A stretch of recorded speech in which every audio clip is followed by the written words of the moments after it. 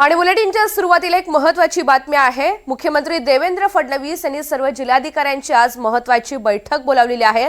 आज सर्व जिल्हाधिकाऱ्यांना या बैठकीसाठी निमंत्रण पाठवण्यात आलंय।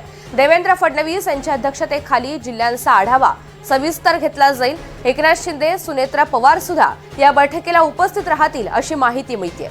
बैठकीला मंत्री, विभागीय आमदार सुद्धा उपस्थित राहणार आहेत। त्यामुळे आजच्या बैठकीमधून फडणवीस सर्व जिल्हाधिकाऱ्यांना काय सूचना करतात हे पाहायचं आहे।